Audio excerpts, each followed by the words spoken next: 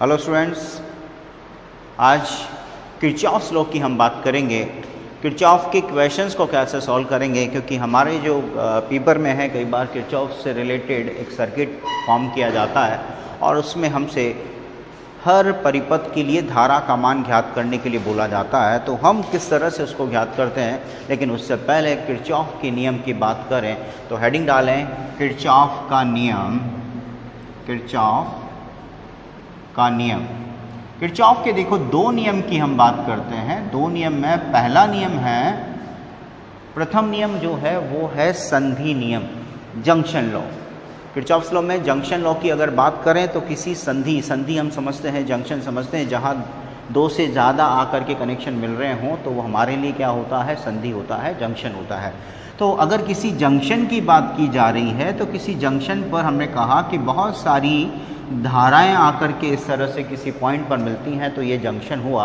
हमने कहा कि यहाँ I1 धारा इसमें एंटर हो रही है, I2 इसमें बाहर जा रही है, I3 सपोज करो कि अंदर आ रही है, I4 कहाँ जा रही है, बाहर जा रही है, और I5 कहाँ है, वो भी अंदर जा रही है। तो I1, I2, I3, I5 इस तरह की जो धाराएं हैं किसी जंक्शन पर आ रही हैं। तो ये जो पहला नियम ये कहता है कि किसी भी संधि बिंदु पर धाराओं का बीजीय योग कितना होता है, शून्य होता है।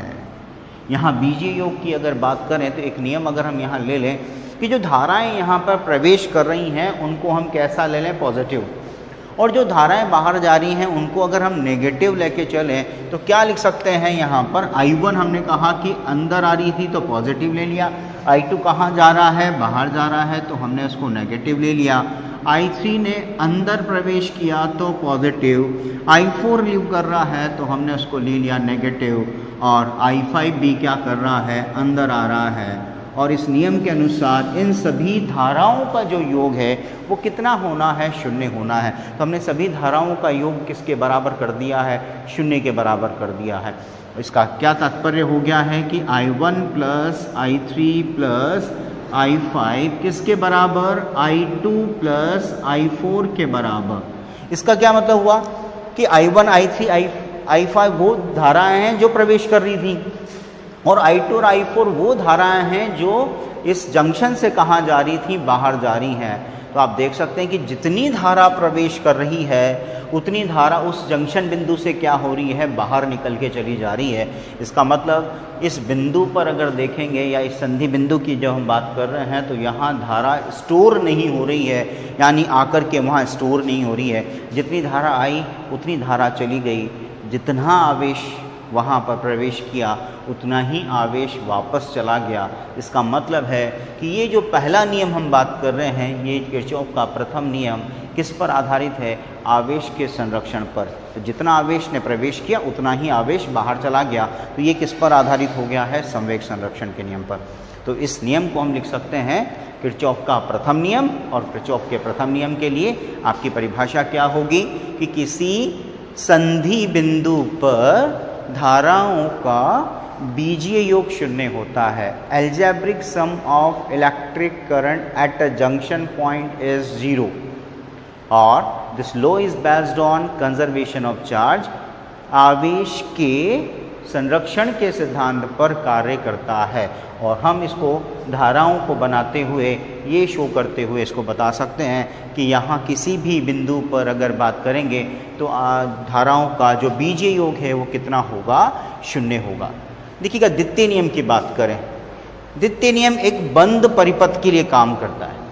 बंद परिपथ के लिए काम कैसे करेगा, जैसे हमने कहा कि एक नेटवर्क है जिसमें बैटरी है, बैटरी के साथ प्रतिरोध लगा हुआ है, एक बैटरी यहाँ लगा दी है, एक बैटरी यहाँ लगा हुआ है, एक प्रतिरोध यहाँ लगा हुआ है। एक नेटवर्क की बात कर रहे हैं, एक परिपथ की बात कर रहे हैं। और इस तरह के परिपथ को सॉल्व करने के लिए ही हम किरचॉफ के नियम का उपयोग करते हैं। तो ये जो दूसरा नियम है, ये अगर हम कहते हैं कि इसमें विद्युत वाहक बल भी हैं, और इन विद्युत वाहक बलों की वजह से जो धारा यहाँ प्रवाहित होती है उस धारा और प्रतिरोध का जो गुणनफल होगा वो वहाँ पर उस प्रतिरोध के सिरों पर क्या करता है, विभवांतर उत्पन्न करता है, पोटेंशियल डिफरेंस वहाँ पर उत्पन्न करता है। तो जितनी भी वोल्टताएं हैं वो वोल्टता कहाँ आरोपित हो जाती हैं? इन प्रतिरोधों के सिरों के पर आरोपित हो जाती हैं। इसका मतलब है कि ऊर्जा का रूपांतरण यहाँ पर है। तो ये जो नियम है, यानी जो द्वितीय नियम है, ये किस पर आधारित है? ऊर्जा संरक्षण के नियम पर। आपसे पूछा जाए पहला नियम किस पर आधारित था? आवेश संरक्षण के सिद्धांत पर। दूसरा किस पर आधारित है? ऊर्जा संरक्षण के सिद्धांत पर। यानी ये नियम काम करेगा किस पर? ऊर्जा संरक्षण के सिद्धांत पर। और अगर हम इसको लिखना चाहते हैं तो स्टेटमेंट अगर देंगे तो हम क्या कहेंगे कि विद्युत वाहक बलों का बीजीय योग, विद्युत वाहक बल का बीजीय योग परिपथ में लगे प्रतिरोधों तथा धारा, जो भी धारा उस प्रतिरोध में से बह के जारी है, तो धारा तथा प्रतिरोध के गुणनफल के बीजीय योग के क्या होता है? बराबर होता है। यानी विद्युत वाहक बलों का बीजीय योग विद्युत धारा तथा संबंधित प्रतिरोध के बीजीय योग के बराबर होता है। ये तो इसका स्टेटमेंट हो गया। और किस पर आधारित है? ऊर्जा संरक्षण के सिद्धांत पर यह आधारित है। यहाँ अगर हम बात करें तो एक उदाहरण यहाँ पर ले लें कि ये E1 है, ये E2 है, ये E3 है, ये E4 है सपोज करें। और यहाँ जो प्रतिरोध है ये कितना है? R1 है, R2 है, R3 है, R4 है। अब इसके प्रश्नों को हम कैसे हल करें जरा देखें। स्टेटमेंट आपका हो जाएगा। प्रश्नों की बात करेंगे तो हमें क्या लेना है? Summation E equals to summation IR। जैसे हमने प्रथम नियम में देखा कि धारा जो प्रवेश कर रही थी हमने धनात्मक मान लिया था, जो बाहर जा रही थी उसको ऋणात्मक मान लिया था। वैसे ही यहाँ भी हम क्या करेंगे? IR का गुणन जो आ रहा है, प्रोडक्ट जो आ रहा है, कभी पॉजिटिव होगा कभी नेगेटिव होगा। तो उसके लिए हमारा जो नियम होगा वो क्या होगा? हम कहेंगे कि धारा तथा प्रतिरोध का जो गुणनफल है वो धनात्मक होगा यदि हम धारा की दिशा में क्या कर रहे हैं? गति कर रहे हैं। यानी अगर आप धारा की दिशा में जा रहे हो तो I और R का जो गुणन होगा, जो प्रोडक्ट होगा, वो पॉजिटिव होगा। और अगर आप विपरीत दिशा में जा रहे हैं तो I और R का जो प्रोडक्ट होगा वो कैसा होगा? ऋणात्मक होगा। पहली बात। अगली बात करें कि बैटरी का EMF कब पॉजिटिव होगा और कब नेगेटिव होगा। हमने कहा कि लूप ऐसे जा रहा है सपोज, तो आप लूप में ऐसे जाएंगे तो पहले बैटरी का कौन सा टर्मिनल आया? नेगेटिव। बाद में कौन सा आया? पॉजिटिव। तो नेगेटिव से कहाँ पहुँच गए हो? Positive pay. तो क्या लेना है आपको? +E। अगर पॉजिटिव से नेगेटिव पे पहुँचोगे तो विद्युत वाहक बल कैसा लेंगे? नेगेटिव लेंगे। तो एक ही चीज़ ध्यान रखना, IR पॉजिटिव कब? जब धारा की दिशा में जा रहे हो तो IR पॉजिटिव। और बैटरी का EMF कब पॉजिटिव लेना है? जब नेगेटिव टर्मिनल से पॉजिटिव टर्मिनल की तरफ हम गति कर रहे हैं तो उसको क्या लेना है? पॉजिटिव लेना है। अब इस प्रश्न को सॉल्व करना है। अभी हमने कोई मान यहाँ नहीं लिया, हमने सिर्फ इसको सांकेतिक रूप में रिप्रेजेंट कर रखा है कि R1 है, R2 है, E1 है, E2 है। लेकिन हम इस क्वेश्चन को कैसे सोल्व करें? मान भी दे रखे होंगे तो उसको भी सोल्व कर पाएंगे। सबसे पहला काम क्या करना है? ये जो सर्किट दे रखा हो इसके जितने भी कॉर्नर हैं या जंक्शन हैं उनको हम नामांकित करें, उसको नेमिंग कर देते हैं उसकी। सबसे पहले हमने कहा this is A, B, C, D, E, F। सबको नेम दे दिया। नेम देने के बाद अब हमें धारा का निर्धारण करना है कि धारा किधर से बहे। ये भी हमारे ऊपर है। अगर हमने गलत ले लिया तो आंसर में नेगेटिव आ जाएगा, कोई प्रॉब्लम नहीं है। तो इसमें भी टेंशन नहीं करना। हमने कहा कि यहाँ जो धारा है वो कितनी है? I। कितनी धारा यहाँ से शुरू हुई है?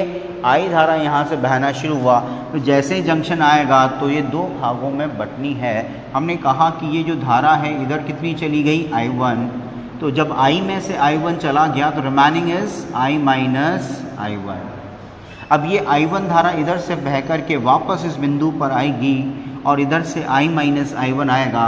दोनों प्रवेश कर रहे हैं, एंटर कर रहे हैं, तो इफेक्टिव दोनों का सम हो जाएगा। तो I minus I1 plus I1 करोगे तो remaining is I, remaining is I। तो ये धाराओं का निर्धारण कर दिया। सबसे पहले नाम डालना है, उसके बाद धारा को निर्धारित कर देना है कि धारा किधर जाएगी। अब प्रश्न को हल करना, उसके लिए हमें क्या लेना है? एक बंद लूप लेके चलना है। बंद लूप से क्या मतलब है? ये अपने आप में एक लूप, क्लोज लूप, ये भी अपने आप में एक क्लोज लूप, दो, और एक हम पूरा ये ले सकते हैं बाहर बाहर सब ऐसा वाला। तो 3 लूप लिए जा सकते हैं। कितने लूप ले सकते हैं यहाँ पर? 3। लेकिन अगर हम यहाँ देखें तो हमारे पास जो धारा है वो I है और I1 है, और I माइनस I1 हम इसमें लेके चल रहे हैं। तो I और I1 का मान अगर हमें पता होगा तो तीसरी जो धारा है वो क्या निकाल सकते हैं हम, I माइनस I1 इसमें से निकाल करके दिखा सकते हैं। तो I हमारे पास हो और I1 हमारे पास हो, तो I माइनस I1 यानी कि जो तीसरी ब्रांच है उसमें हम क्या कर सकते हैं, धारा को निकाल करके दिखा सकते हैं। तो इसके लिए ज़रा देखें कैसे करेंगे। पहला लूप लिया ABEFA, तो यहाँ हम शुरुआत करते हैं कौन से लूप से, तो क्या लिखेंगे, फॉर लूप ABEFA, यानी ये हम धारा का अब यहाँ पर हम इसके लिए मान निकालें कि कैसे इसको यूज़ करने वाले हैं। तो ज़रा देखें, पहला जो भाग जा रहा है वो जा रहा है A से B, यानी धारा जो जारी है वो A से B, फिर B से E और E से F और F से कहाँ जा रहा है, एक ही रूप में हमारे पास जा रहा है। तो ज़रा स्टार्ट करें। A से B में हम जब भी प्रश्न को सॉल्व करेंगे क्या करेंगे, समीशन IR को लेफ्ट में ले लें और समीशन E को किधर ले लेंगे, राइट साइड पे ले लेंगे। तो I और R का प्रोडक्ट हमें क्या करना है, I और R का प्रोडक्ट इस तरह से लेना है कि अगर धारा की दिशा में जा रहे हैं तो ये पॉजिटिव होगा, वरना कैसा होगा, नेगेटिव होगा। तो लूप हमारा कैसे जा रहा है, लूप की दिशा हमने दिखा दी है ABEFA। तो A से B में धारा उसी दिशा में जा रही है जिस दिशा में हमने लूप को क्या किया है, कंसिडर किया है। तो A से B में धारा कितनी है, करंट कितनी है, I, और रेजिस्टेंस कितना है, R1। दोनों क्या हैं, सेम डायरेक्शन में। तो क्या करेंगे, I और R1 का प्रोडक्ट कैसा लेंगे, पॉजिटिव। ओके, देन B से E में अगर हम जा रहे हैं तो B से E में आप देखेंगे देयर इज नो रेजिस्टेंस, कोई रेजिस्टेंस वहां लगा हुआ नहीं है, तो I और R का प्रोडक्ट लेने की जरूरत हमें नहीं है। नेक्स्ट E से F की बात करें तो E से F में देखोगे तो करंट कितना है, I, और रेजिस्टेंस कितना है, R4। धारा भी उसी दिशा में जा रही है जिस दिशा में, मतलब लूप की डायरेक्शन और धारा की दिशा कैसी है, सेम। तो प्रोडक्ट क्या लेंगे, पॉजिटिव। कितना आ जाएगा, IR1 प्लस IR4। F से A में जाएंगे, कोई धारा वहाँ पर प्रवाह है ही नहीं, प्रतिरोधी नहीं है, तो लेने की आवश्यकता हमारे पास नहीं है। ये हमारे लिए पहले लूप के लिए क्या हो गया है, समीशन IR। अब हम किसकी बात करेंगे, समीशन E की बात करेंगे। तो समीशन E के लिए क्या करें, A से B में देखें, A से B में क्या हो रहा है, नेगेटिव से कहाँ पहुँचे हो, पॉजिटिव पे, तो क्या लेंगे, पॉजिटिव। कितना पॉजिटिव, विद्युत वाहक बल का मान E1 है, तो E1 क्या होगा, पॉजिटिव, तो E1 पॉजिटिव। B से E में चलें, B से E में चलेंगे तो क्या हुआ, माइनस से कहाँ पहुँचे हो, प्लस, क्या लोगे, पॉजिटिव, तो क्या हो गया ये, प्लस E2। ठीक है, अगर बैटरी का पॉजिटिव होता इधर और यहाँ नेगेटिव होता तो नेगेटिव लेते। E से F की बात करें, E से F में कोई बैटरी नहीं है, F से A में बात करेंगे तो माइनस से कहाँ पहुँचे हो, पॉजिटिव पे पहुँचे हो, नेगेटिव से पॉजिटिव पे पहुँचे हो, तो नेगेटिव से पॉजिटिव पे पहुँचे हो तो क्या लोगे, प्लस E4। ये हमारे लिए क्या बन गई है, इक्वेशन नंबर 1। इसमें हमें मान दे रखा होगा R1 का, R2 का और बैटरी का। अगर हम अभी से ही इसमें मान ले लेते हैं कि R1 2 Om, R2 is also 2 ओम, सारे प्रतिरोध कितने मान के हैं, 2-2 ओम के प्रतिरोध हैं, सारे प्रतिरोध 2-2, तो हमारी इक्वेशन ही कंप्लीट कर लेंगे। ये हमने कहा कि 6 वोल्ट का बैटरी है, ये 4 वोल्ट का होता, ये हमने कहा कि 2 वोल्ट का है, और ये हमने कहा कि ये भी कितने वोल्ट का है, 2 वोल्ट का। तो हमारी इक्वेशन को हम अब न्यूमेरिक फॉर्म में भी लिख सकते हैं। कैसे, I है, R1 का मान कितना है, 2 ओम, तो क्या लिख दोगे, 2 × I 2I ना। यहाँ एक इक्वेशन की बात करें हमने, यहाँ पर वापस से आई, यहाँ कोई प्रतिरोधी नहीं था। उसके बाद बात करो I × R4, R4 कितना है, 2, तो ये भी कितना हो गया, 2I। ठीक है, बराबर। E1 का बात करें तो E1 कितना है, 6, तो ये 6 पॉजिटिव में है ही। E2 का बात करें तो E2 भी कितना है, +2, और E4 की बात करें तो E4 कितना है, वो भी +2, तो ये हमारे लिए कितना हो गया, +2। कितना आ गया, 4I = 10। So I equals to 10/4 यानी 2.5 एम्पियर। निकल गया आराम से, I निकल गया, इसमें कोई प्रॉब्लम नहीं आया। ऐसे हम दूसरे लूप की बात करें, हमारे पास यहाँ से I आ गया, बहुत इजीली आ गया। हो सकता है आपको दो इक्वेशन सॉल्व करनी पड़े और वो लीनियर इक्वेशन यानी कि जो सरल समीकरणें होती हैं उन्हें आपको सॉल्व करने की आवश्यकता हो सकती है। तो वो आपने 10th में भी पढ़ा है, सिंपल सी उसको इक्वेशंस को सॉल्व कर सकते हैं। कोई इक्वेशन आएगा तो उसमें हम और देखेंगे। दूसरे लूप की बात करें, कौन सा लूप को लूँ बोलूँ? एक हमने कहा था कि एक पूरा लूप भी लिया जा सकता है, एक ये। तो प्रैक्टिस के लिए हम ले लेते हैं BCDEB, BCDEB। तो फॉर लूप BCDEB, तो BCDEB के लिए इक्वेशन बनाएं। कैसे बनाओगे? B से C में करंट कितना है? I1, रेजिस्टेंस कितना है? 2, कितना आ गया? 2I1। C से D में कोई रेजिस्टेंस है ही नहीं, कुछ लिखने की ज़रूरत नहीं है। D से E की बात करो तो करंट कितनी है? I1, रेजिस्टेंस कितना है? 2, क्या लिख देंगे इसको? 2I1।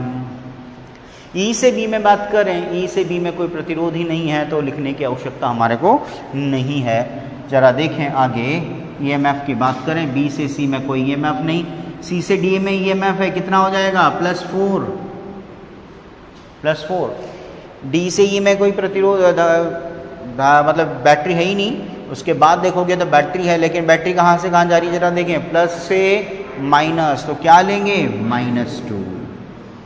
तो ये हमारे लिए इक्वेशन बन गई। कितना आ जाएगा? 4I1 equals to 2, so I1 equals to 1/2 ampere यानी कि 0.5। और हमें एक लूप में क्या निकालना है? I माइनस I1 भी निकालना है, क्योंकि हर लूप का निकालना है। तो I का वैल्यू था 2.5 और I1 हो गया है 0.5, तो कितना आ गया? 2 एम्पियर। निकाल पाएंगे?